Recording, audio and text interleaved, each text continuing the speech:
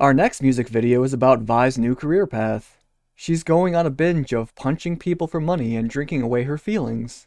Shield Guy is here too. He's trying to keep her under control, I guess, but she prefers to spiral. That is his entire contribution to the episode, by the way. At least Maddie got lines. Vi starts seeing visions of Kate and Jinx. Except this actually is Jinx. Jinx has shown up to Vi's crash pad. I would have thought that their fight to the death would make this impossible, but I've been saying that about a lot of things lately. Vi goes to choke her out, but Jinx is like, it's Vander, he's alive. And they do this whole thing like, look how mean Vi is to Jinx. It's so sad. Unfortunately for the writers, I'm not an Alzheimer's patient. I remember what Jinx did and I'm not on her side. Jinx says, Vander needs our help. I can prove it. And then we get the opening credits. Alright, so we need to have a discussion about Violet as a character. Part of her core has to do with protecting the people she cares about. Going so far as to put her life on the line for them. She's the kind of person that is committed and even supportive. Unless her girlfriend boops her on the stomach, then she spirals into not caring about anyone or anything. She gives up on Jinx, she doesn't try to find out what happened to Echo or his people, assuming she even knows he was alive after the bridge, which is something he probably should have conveyed to her. And she doesn't attempt to mend the relationship with Kate. If you want to break down a character like this, then you're going to need lots of time and care. Best I can do is the music video. Man, I feel like we have to go back to the basics of how to even make a character. We base characters on real life. Traits, emotions, convictions, etc. This is so that the audience can relate in some way. Real life people can be inconsistent. You think you know a person, but just the right pressure points can pull out a side of them you didn't know existed. Now, why would you typically not want to include this aspect of real life in your story? It is because it can very quickly destroy investment in a character. If a character can just change convictions because real life people do it, then you can justify any crazy decision they make. Why am I saying all of this? It is because Violet is acting out of character here. The first season portrayed her as the person that never gave up. Even in the face of overwhelming odds, she continued to fight. But after the fight with Jinx and Caitlyn, she basically gives up on everything. It could be argued that Violet was out of character from her first conversation, where she says, powder is gone. If a character can just change their principles because it happens in real life, then you can justify them making almost any decision. And if that is your standard, then I really question if you were ever invested in this character in the first place. The next scene we get is of Ambessa looking at her war mask. It has some scratches on it, but otherwise she's perfectly fine.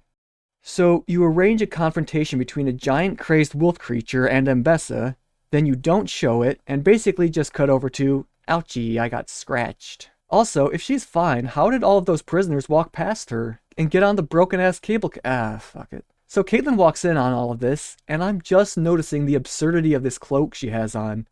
Why the giant Dracula collar? Whatever. She gets down to the cells and starts investigating. She comes across the mad scientist in his cell, and they take him to an interrogation room. Kate says, the beast came for you. It was summoned by you. There is no way she could know or assume that. Sure, there was a blood trail to his cell, but he could have been injured in so many ways from all that chaos. Kate slams her hands on the table and says, there are cells buried deep within this prison so devoid of light and fresh air and all basic human considerations that up till now, I have forbidden their use. If you do not want to waste away the remainder of your days in one of these, you have one recourse. Yep, she's real scary, guys. I believe you. Can't wait until you change your back on a whim again. Of course, this guy is a Chad, so her boring threats are kind of worthless on him. Kate says, tell me what you were planning. How was Jinx involved? But he ain't saying shit to the cops. So we move on to, oh my god, Mel. She's alive. She wakes up in some kind of prison or something. And we get flashes of what happened back when she was taken. In case you couldn't remember or something. It turns out there's someone else in there with her. Oh my god, it's her brother. Anyway, we go back to Jinx and Vi breaking into a tunnel. And they brought Grogu along. Do I even bother to ask why? What benefit is there taking a child with no association to Vander on this dangerous mission? Vi starts looking at a mural of Jinx the Savior. Once again, you ain't fucking fooling me. I ain't buying it. They go into a tunnel, and Jinx says, this is where I lost him. You tracked him away from the prison and across the Undercity, but you lost him in a straight tunnel. Are you kidding me?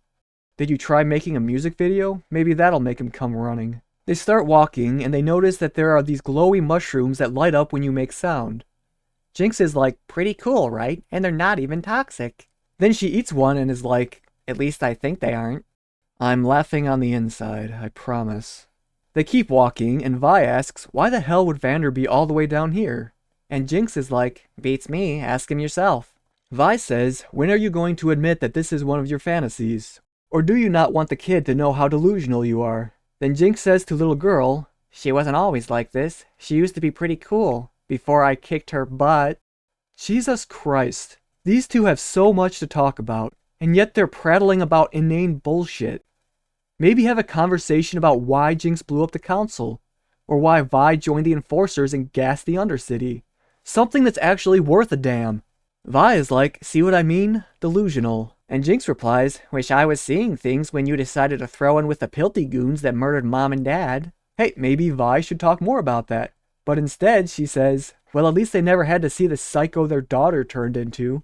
And Jinx comes back with, which one? Wake up, sis. I'm a hero. I busted half a Zon out of Stillwater while you were passed out in the bottom of a mug. Now can it and keep walking before I kick your ass again. See what I mean? They don't have a meaningful conversation that explores their choices, or their lives, or their relationships. They just keep jabbing each other on the surface of the issues. There's no deeper conversation about their decisions. It's just, you did this thing. Oh yeah? Well, you did this thing. Vi says, you wouldn't last 1 second without all your gadgets and chicken shit tricks. And Jinx says, what about those overdesigned bitch mittens you didn't even build yourself? They get into a tussle, and Grogu starts punching Vi's back. Then she bites Vi's arm, as if I needed another reason to hate her. So Vi slaps her off, which causes her nose to bleed. Jinx pushes Vi off and goes over to coddle the little shit. What a waste of my goddamn time that all was. You really get the sense that these two can't have a meaningful conversation about their choices because the writers don't have any answers. Why did Vi decide to join the Enforcers? She just did. Why did Jinx become a hero? Because the Grey turned everyone in the Undercity into spittle-dripping clowns. Grogu goes off on her own, for some godforsaken reason. Does Jinx remember what Vander did at the prison? How could she forget? Vi says, why did you come get me? You don't actually need my help. You haven't for a long time. Jinx says, last time Vander needed us, we tried it alone, and nothing was ever the same. They really don't expect you to remember what happened, do they? Vi didn't go alone, and going alone was not the goal. She told Powder to stay as a way to protect her, and it was Powder's need to prove herself that caused everything to go wrong. But we're not going to have a discussion about that because Jinx is the bestest ever. Jinx goes on to say, maybe this is like a do-over. Besides, he's your father too. Vander's time in Jinx's life was pretty small compared to Silco's. It was Silco that built Jinx and got her to the point where she launched rockets at politicians. That was the point of the Season 1 finale. You may be back together, but the damage of being raised by Silco won't go away. What could have been? More like what we want in spite of everything that came before. The next scene has Ambessa go back to talk to Mad Scientist Man. She says, I've been in battles all over the place, and I've never seen a beast so savage. The scientist replies, no beast is more savage than man. I trust you have terms? Ambessa kneels down and reveals the scientist's watch. She says, you will serve me, my enemies will be yours, your weapons will be mine. In return, I will supply all your needs. You'll be treated as an esteemed advisor, but I require absolute loyalty.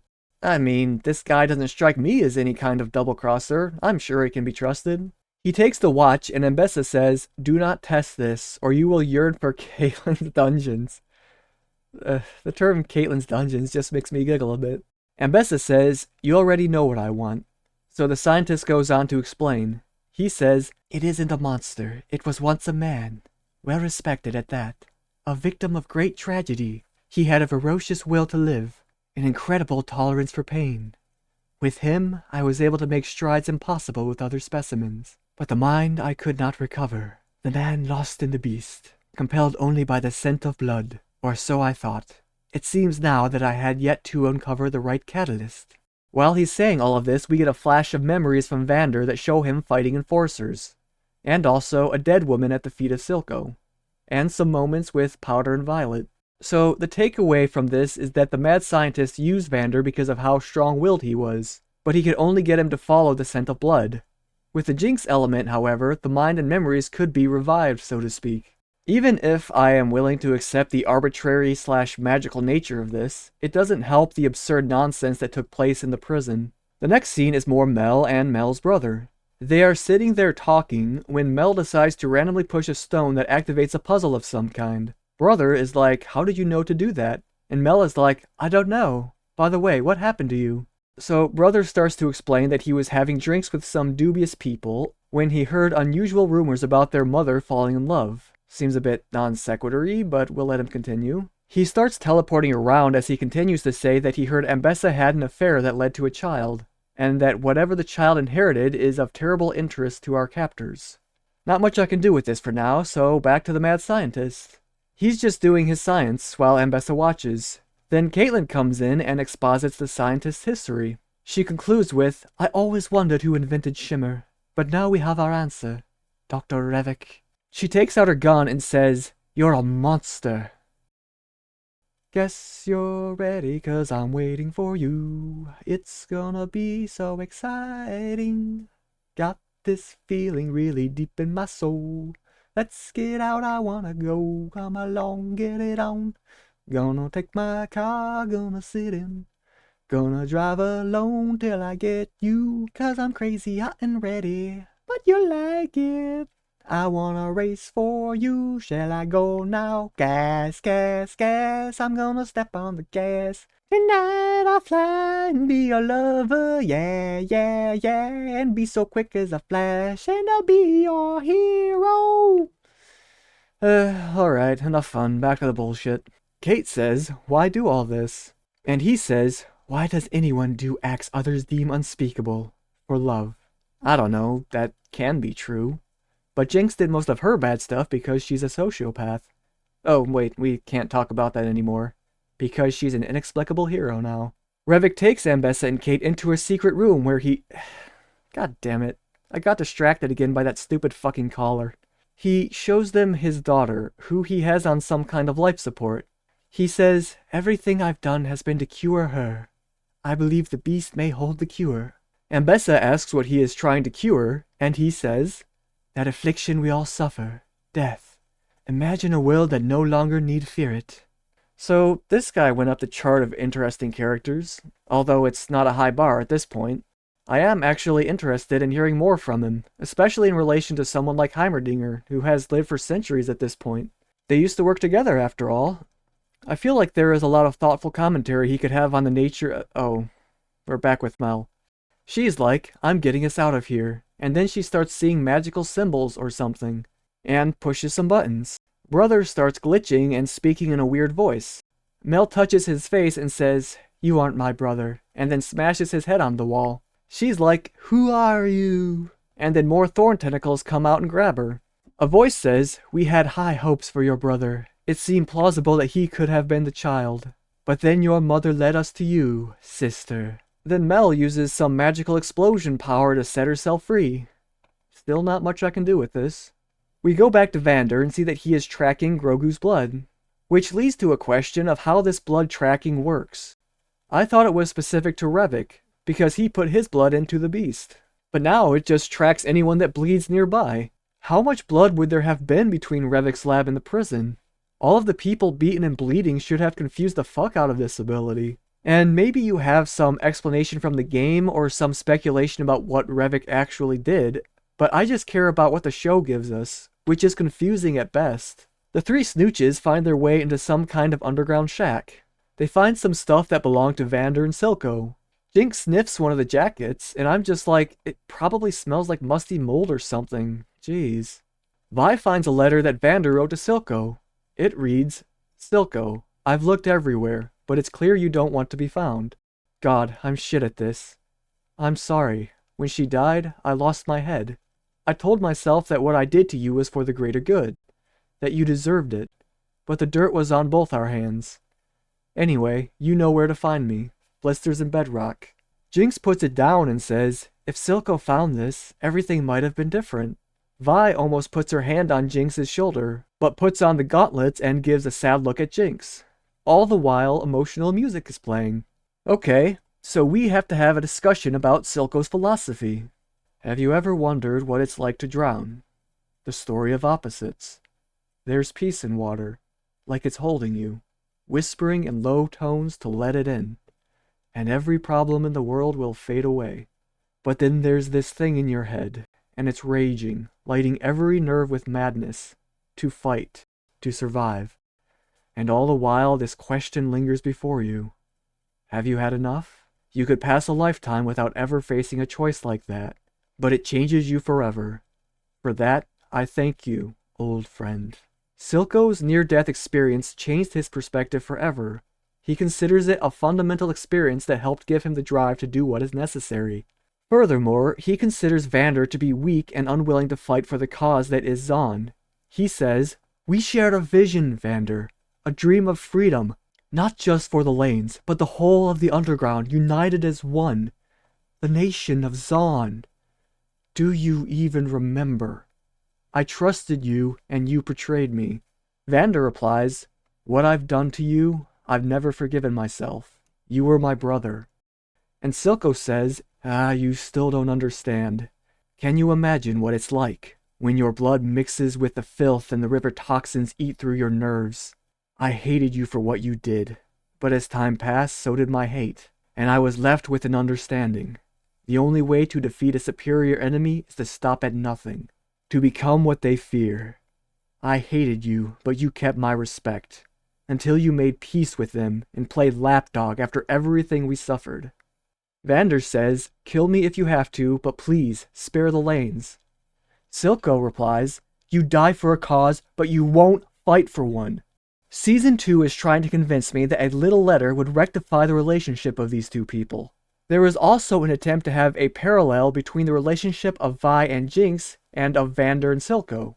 Aside from this being covered thoroughly in the first season, it doesn't make sense how we got to the point of these two finding the letter. And further still, Vi and Jinx's relationship needs more than just their father being alive. A schism on this level cannot be repaired with a simple reunion. Does anyone remember the point of the first season? Anyway, we see that Vander is chasing them down the tunnel. He is inches away from slicing up Grogu, but Vi punches him before he reaches. Damn, so close.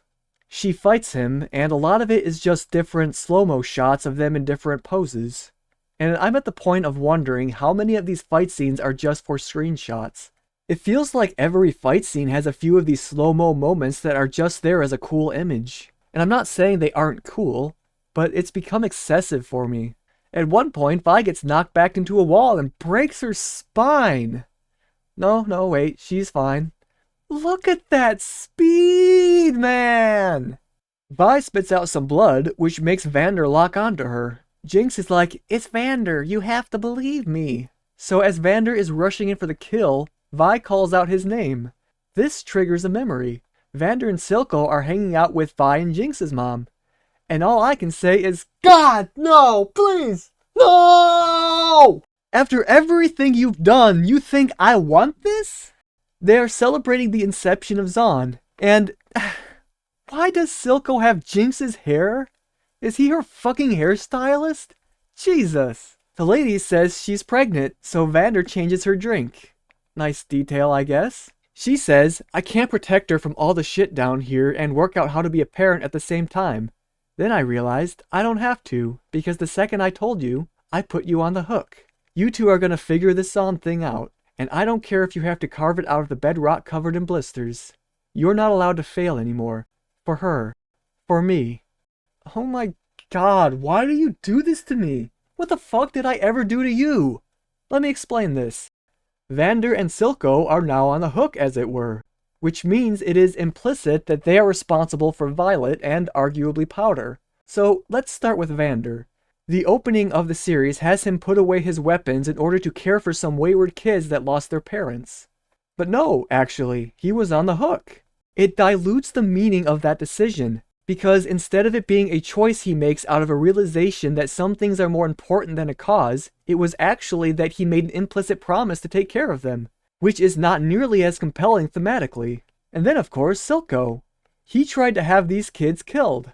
If he found them together in the alley instead of just Jinx, he would have killed them both, in such a manner that he seemingly had no idea who they were. But no, you see, he knew their mother, and in fact respected her. On top of that, the mother died for the cause, which would not be insignificant to Silco. Furthermore, you have to consider Silco's arc from the first season. He goes from being only concerned for the cause to only being concerned for Jinx. The point being that when it comes down to a clear choice, the people you care about will be more important than any cause. Except, in this flashback, he already had that understanding to a degree. This flashback is just diluting the message of Season 1, so fuck it. Also, they have Vander pick out the name Violet. Again, you can fuck right off with this. Snap back to reality, or what's left of it. Vander is hugging Vi. Now, when we last saw them, Vander was charging full speed toward her, and the room was not that big. All I'm saying is, the writers could use some lessons in momentum. Vi says, "What are you waiting for? He's your dad too." And then they all hug. Look, even Grogu is here. Isn't this tender? Fuck you, fuck you, fuck you, fuck you, fuck you. Just like with Vi, I feel like we need to go back to basics. This time, with storytelling in general. What is it that makes a payoff like this valuable? You show me a picture of someone hugging, and that might trigger some base emotion in me, but it doesn't mean much ultimately.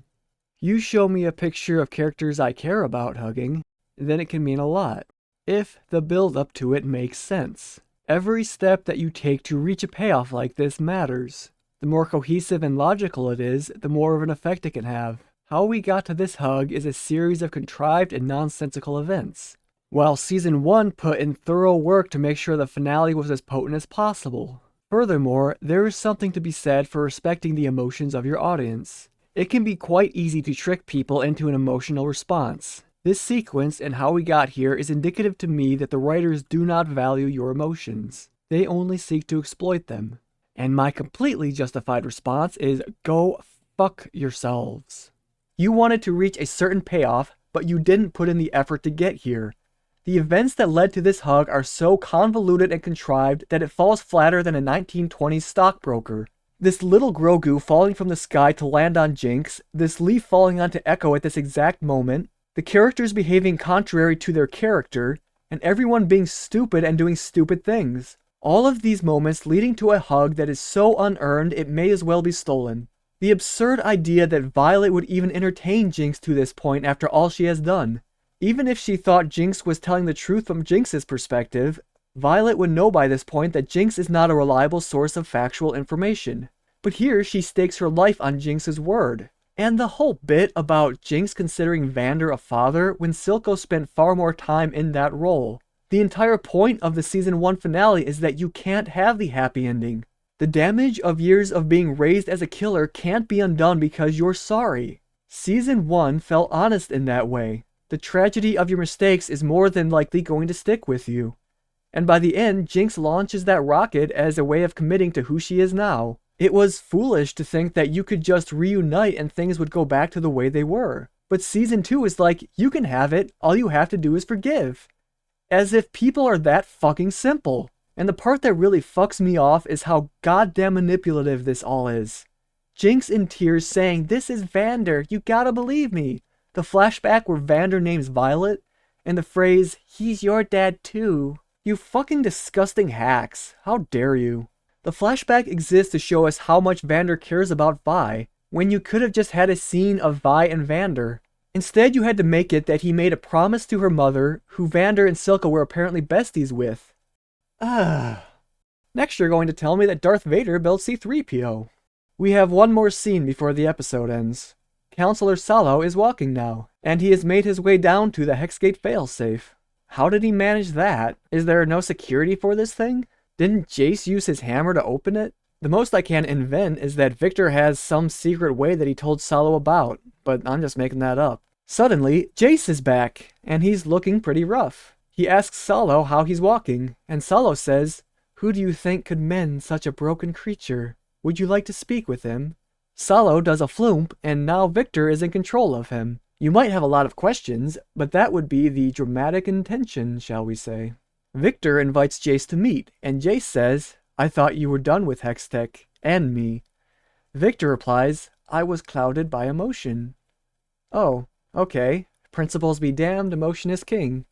We are watching season 2 of Arcane after all. Victor is like, come see what I've accomplished. I've helped so many. And Jace says, you've given Hextech to the people? And Victor replies, as we always said we would. And Jace says, Hextech isn't a miracle, it's a curse. We have to end it. So what I'm getting from this is that Jace had a crazy experience that changed his perspective. And I don't see much of a point on commenting on it until we get more context. I do wonder though, do you think that it will be a satisfying answer considering everything we've gotten to this point? You better brace yourself. Anyway, Solo tries to leave and Jace splats him. And that's the end of the episode. What a mystery. I can't wait to see how it ends.